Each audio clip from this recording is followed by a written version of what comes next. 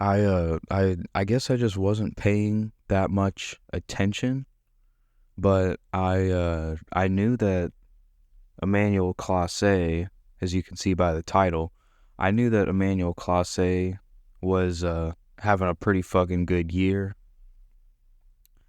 but I had no idea he was on pace for possible fucking history. He's on pace for actual history at this point.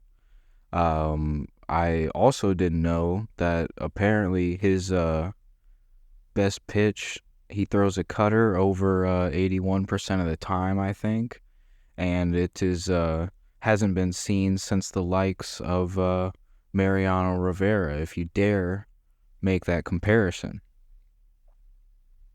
But I did read an article that mentioned that comparison, and it's actually pretty not that far off. It's really not that far off. ERA, I'm a big ERA guy. 0.61 ERA. I think he's leading the American League in saves. Yeah, he definitely is. Leading the American League in saves at 37. But this article I read, it was written by Brian Murphy, MLB.com. I had no idea that not just Emmanuel Clase, but the entire Cleveland Guardians bullpen has just been lights out all fucking year. I had no idea. I was even at a game when they played against the Mariners sometime in June. That would have been. If I remember right, the Mariners might have actually won that one, if I remember right. But and I remember no specific details about the bullpen, not the Cleveland bullpen, not the podcast. This is the podcast. Welcome to the fucking podcast, by the way. I appreciate you listening if you're here.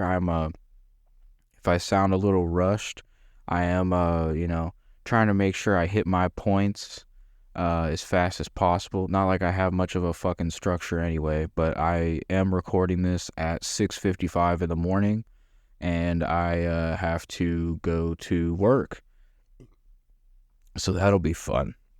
But I recently got a mattress, which is fucking fantastic, because we've been in Los Angeles about a little less than 2 months to this point, and had an air mattress up until then. We ordered a mattress from fucking Amazon earlier in August, and it was delayed, and then we had to reorder it, and then this one actually got here, but we had to wait for it to expand and shit for a couple days. So I just had my first sleep on an actual fucking mattress out here, and God, it was hard to fucking get up. So I did not give myself as much time as I would like, but we are here. We are getting after it.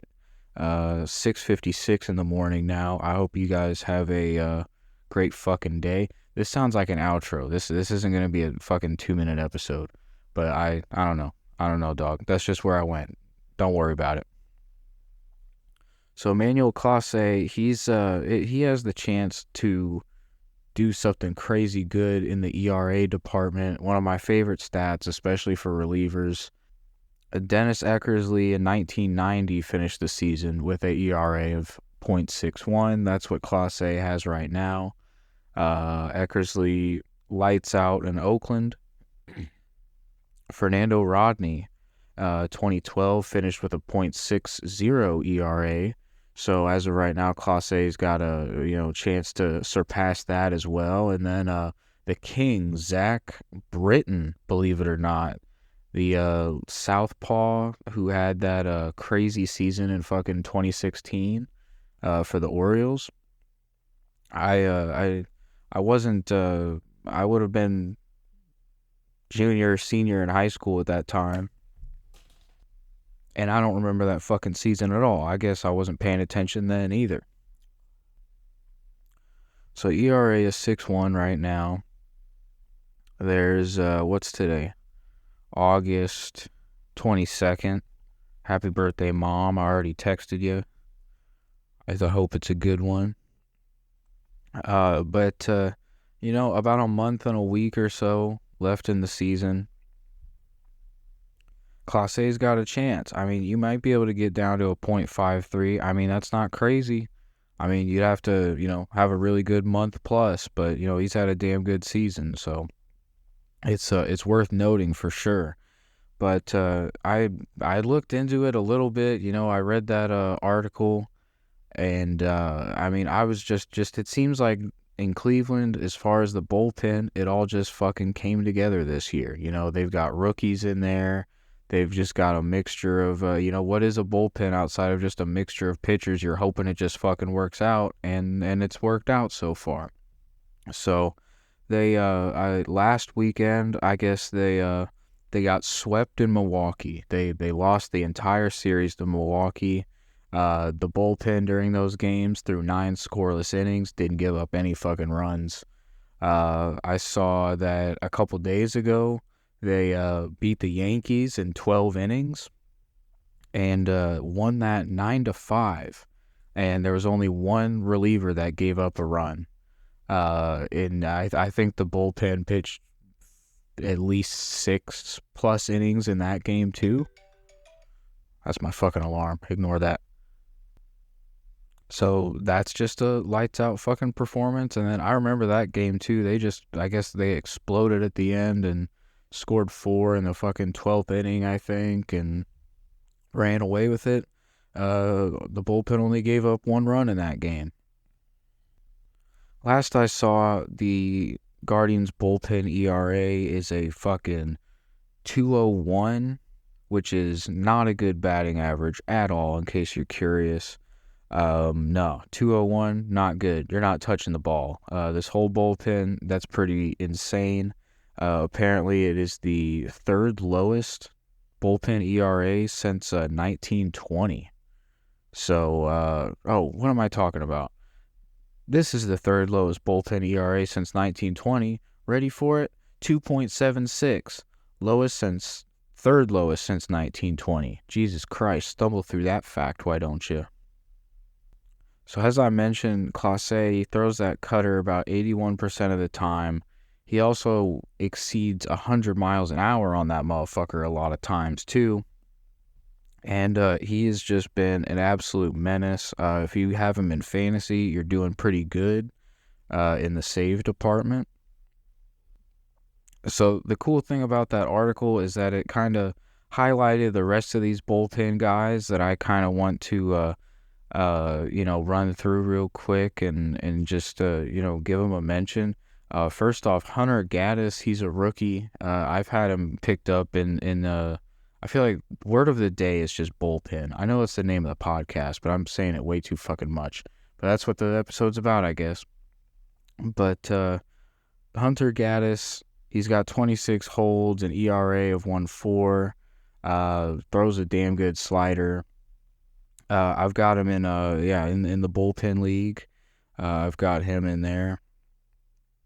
And he's been pretty good. He's not giving up runs. So Cade Smith, he's another rookie with a fun fact. His 4-seamer has the highest run value of any pitch.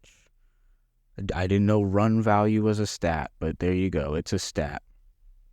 And he also touches 96 with that. Strikes out batters about 35% of the time.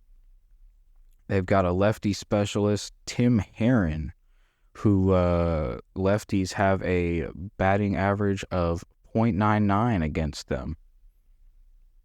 So that's pretty massive.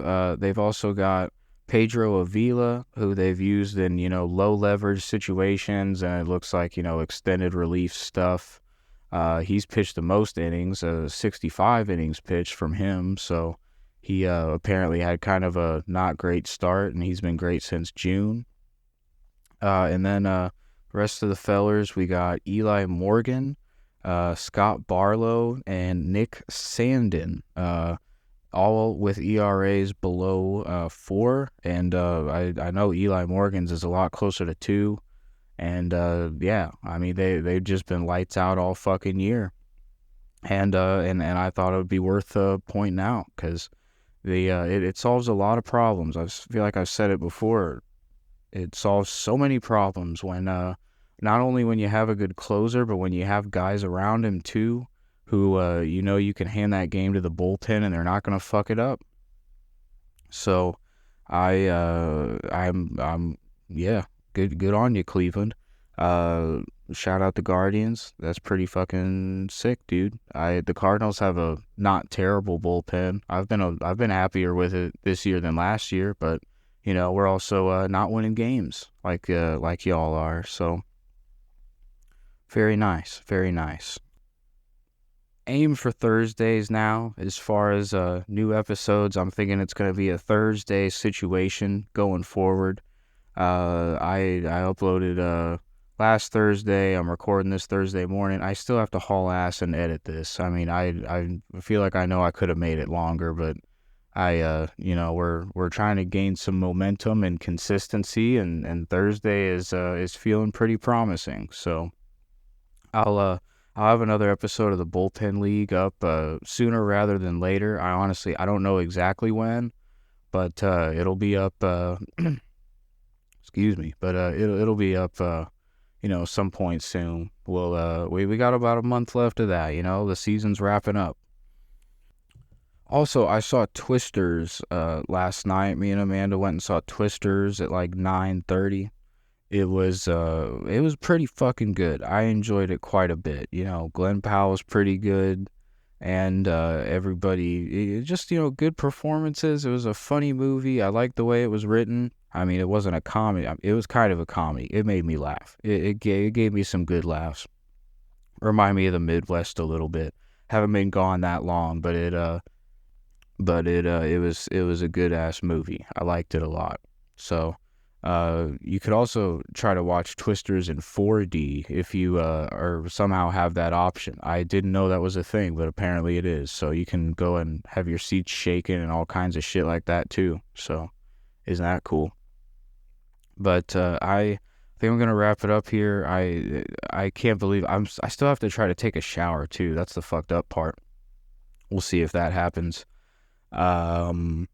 Yeah, man, thank you for listening. If you're, listening to this point, like I said, we'll be aiming for Thursdays going forward, I think. I'm just, once I know wholeheartedly this thing's going to come out on the same day of the week, every week, I know that I'll be in a much better position to, try to take this show into exciting new areas. I think I've been thinking about it a lot, and I'm pretty excited about it. So got to get a little bit of momentum first, and I think we're on the way. And again, if you're listening, I really do appreciate it,